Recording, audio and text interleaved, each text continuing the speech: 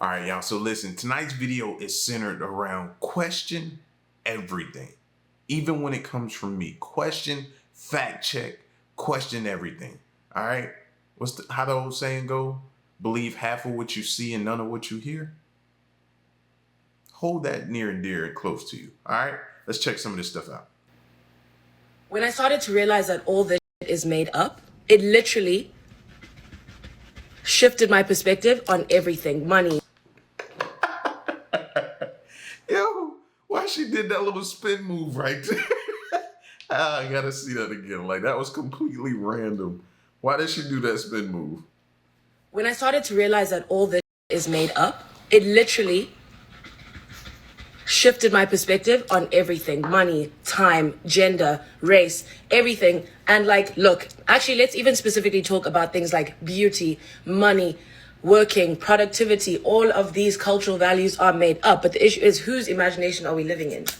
And that is why colonialism is so dangerous, because we are living within the imagination of white colonial men who decided what it means to be beautiful, what it means to be worthy, what it means to be productive. Why is productivity even a value that we have? Who does that benefit? When you realize that everything is made up, it shifts your whole worldview. Look what they did with daylight savings. Time is made up. Weekends, weekdays. What the We're on a floating rock. What the are we doing? And the issue is, the marginalized people who have the radical imagination never actually have the power to make that imagination come true. And that is why liberation movements are so important. Okay, the end. Question everything. Told you that's the theme of tonight, man. And when you really start to question everything, like she said, it's a shift. I call it your life changes. Your life changes. You're no longer just walking through this world just clueless and you know what I'm saying? You're no longer doing that. You've been unplugged in a sense. And now things have got, in order to be in your life, they have to have purpose. You have to understand. All things start, it's amazing. It's an amazing feeling. It's also at the same time, like once you start shifting and questioning things, it doesn't stop. It doesn't stop. It can stress you at times. And that's one thing about me. I'm gonna give you the real, whether you like it or not. It can stress you at some times. You know what I mean? It can make you seem like you're crazy, like you go through all different types of emotional states. You do. You do. So it's just like Neo. The first time he was introduced, and then they finally took him back out of the Matrix, and he kind of had a little episode, and it was a lot to digest. It is, man. But if you're a person that can handle it, I you know what I mean, you do what you will with it. But I think I like it. I like the shift that happened to me. If I could right now, I'd stand up and do the little spin around like she just did. Let's keep going. These are not scenes from some old European town. This is the land of 1,000 lakes, Minnesota, from the late 1800s to the early 1900s. From St. Paul to Minneapolis, Duluth, and all places in between. The combined population of the entire state was a little bit over 1 million at the time. And the sky is so whited out in this picture, it even took part of the building with it. Just look at all those antennas, signs of that antiquitech. Look at this next scene here, that giant light tower. They said that was to light the entire city. How very old and weathered some of this architecture looks too. Not bad for a state only 50 years old at the time of these pictures. Some of these buildings look like they've been here far longer, at least 500 years or more. This city hall looks like it's being dug out rather than constructed. If you believe this was all built in 50 years with horse and buggy, with a population under 1 million, with no power tools, just some hammers and chisels, all while the rest of America is being built up with equally grand and improbable structures, then congratulations, my friend, you are an NPC. But those with open eyes to see through the obvious lies can tell these structures have been here for quite some time, long before our history, that is nothing more than a set of lies, told us. Question everything, friends. Until next time. These are not... Bro, the architecture from back then is just nothing shy of amazing. Like, these pictures don't do it justice. You know what I mean? And a lot of that stuff could possibly still be standing to this day. That's why I make the comparison all the time. When we look at things being built, and we're talking about architecture now, structures being built, homes, all that kind of stuff right now, it doesn't hold a candle to the things they built back then. Those things were made to withstand some stuff. This thing now, good gust of wind. Out of here. Out of here.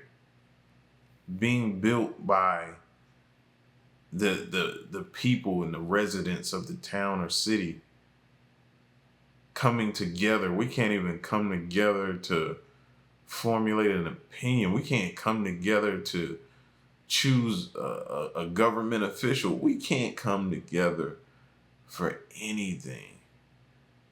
But they would. They loved their community, their towns, their cities. They took pride in them. What pride do we have in ours these days? You look at them, man. Where's the pride? It's almost like you have to go to overseas to different locations and places in order to find communities that really care for their city. I'm not saying that no one here does. It's a few sprinkled in. But it's like you got to go overseas to see that actual real love and pride in the place that they call home. Like, that's what these type of photos, and like they said those was from the early 1800s, 1900s, man. Just amazing, man. So when you see stuff like this getting tore down, that breaks my heart, man. We should be preserving this history. Like, instead of trying to erase, replace, we should be preserving this stuff and studying it and trying to learn how they did it. First big lie. These are a threat to the national security. Inferring that from outer space there's a threat. It's not true. Civilizations that are hundreds of thousands to millions of years more advanced than we are, if they were a threat, we'd be a charcoal floating through space about 1945 August with the atomic bomb. Number two, we'll get to that in a moment. Number two, they will say that we don't know what these are. Maybe they're from China. Maybe they're, and even senior members of the Senate intelligence community have said that. We don't know. Because some of those guys have gone up there and whispered in their ear all this disinformation and spin. I know who they are. When in reality, we know what they are, where they come from, which ones are man-made and which ones are extraterrestrial. We absolutely have that data. But see, someone like myself saying that, that's going to get cut out of any show. For example, I was on a show, it had 22 million people listening live back some years ago. And I started talking about some of the senior membership of this committee that's running this covert program. And I got to one name.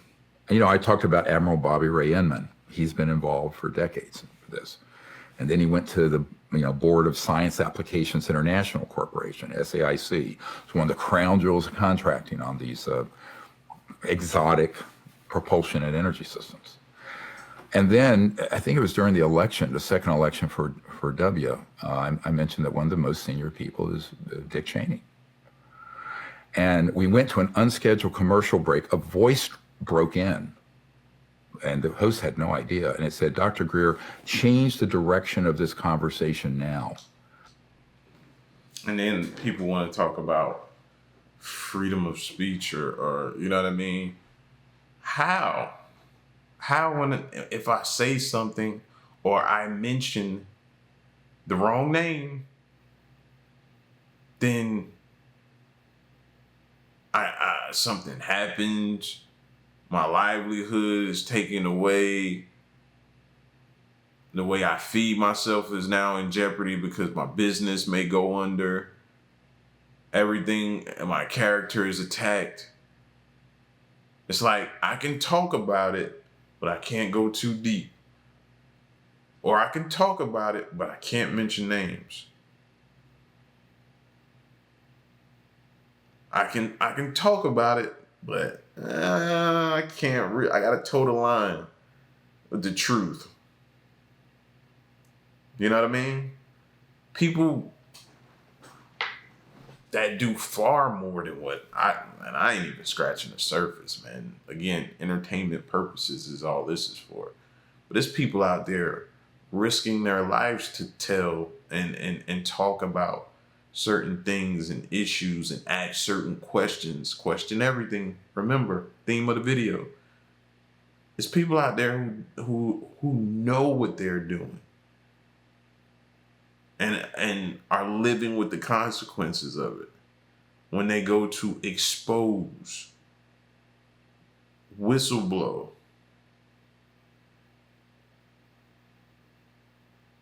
Man, Greer, man. How can you be sitting there talking and they come on and say, change the conversation?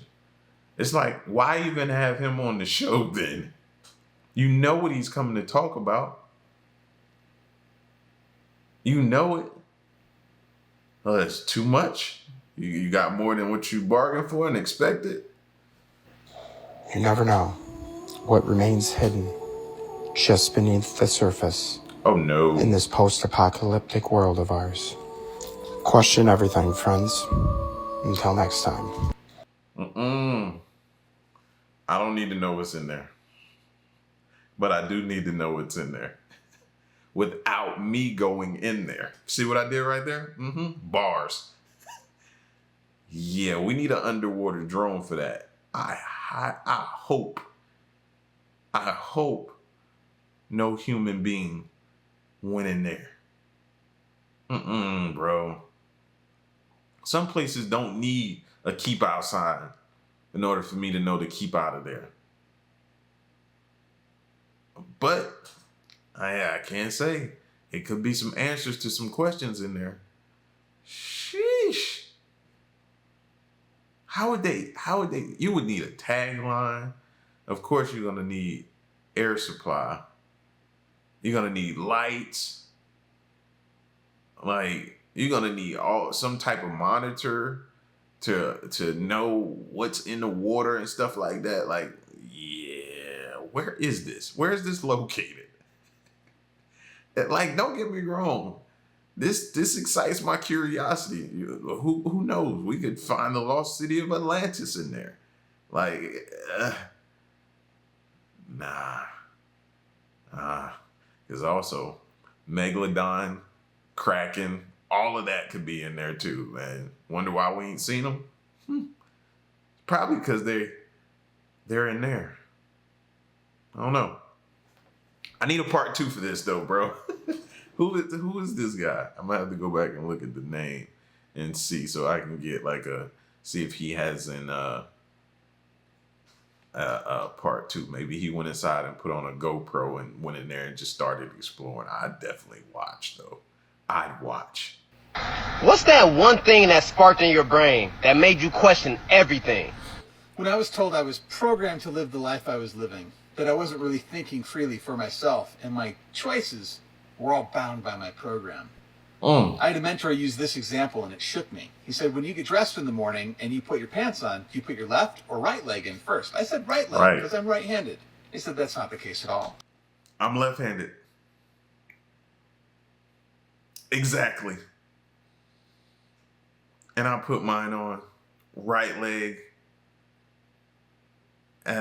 Start with the right leg. Yeah. That would mess me up right there, man. I think from now on, I'm going to start putting my pants leg on both legs at a time. That's what I'm going to do now. See, can I throw it off? throw this whole simulation off. When your parents got you dressed, they held out your pants and said, give me your leg. And if you didn't give them the right leg, they'd say, not that leg, the other leg. And it blew my mind because I realized I was not choosing to get dressed from my own free will. I had been conditioned and programmed to do it that way. My mind immediately saw the repercussions. My whole life had been programmed. I wasn't thinking my own thoughts. I didn't have my own beliefs. I didn't have my own feelings. No wonder I had anxiety. No wonder I didn't have any money. My parents had those things. My whole life was programmed. I started to wonder if I could really control my mind, what could life look like? What's that one? Whew. That's beyond deep. Well beyond deep. What do they say? A lot of the stuff that we come to know, we've already learned by a young age. That's crazy. I'm sitting here trying to go back in my mind. And I know this is going to sound weird to y'all, but I don't care. I'm trying to literally go back in my mind and figure and remember, access that part of my memory bank that could possibly tell me how I put my pants leg on as a kid with my parents. Because if they do it to where the parent is standing like this and the kid is facing that way, they both facing the same way, but they put the pants over the kid and say, all right, step in these, then the kid probably is going to put this right leg in. But if they're facing each other and they go to try to do it, I just for the life of me can't think of what leg my kid would use first back when I used to do that to him. I'm sitting here thinking about pants legs, and that threw me off. Whew. I did not expect that one. Sorry. I didn't know pants legs and how you put them on and stuff could have so many complexities. Can you see my anxiety raising? I gotta moving on. You have to start questioning things. You have to start questioning the thoughts, the ideas, the things that are running through your head, because honestly, we're just letting our minds make up things and we're just believing in them. Like, your brain's going to tell you you're not good enough. You're just going to believe it? Why believe that? One of the things that has helped me really skyrocket my personal growth journey is questioning everything. You have to ask yourself questions, because we just get comfortable in the things that are running in and out of our minds and we just go with them. Some of them are not okay. Some of the way that we treat ourselves, the things that we're saying to ourselves is not okay. And you have to start questioning things. That's true, man. You really got to start to question a lot of things. A lot of things that just don't let your mind just control you. You control it. You control it. Like, your mind will just start to go crazy and it'll become overwhelming. It'll make your anxiety flare up. It'll do all of those things, but you have to regain control of your thoughts. You have to reprogram your mind. And I know that sounds easier said than done, but you got to start somewhere. Condition yourself. We've been told all the time. You mean, one of the biggest things I think that changed my trajectory, or one of the things, I'm not going to say it's the sole thing, but watching The Secret and figuring out that your thoughts are responsible for a lot of things helped me change things. Now, I'm human.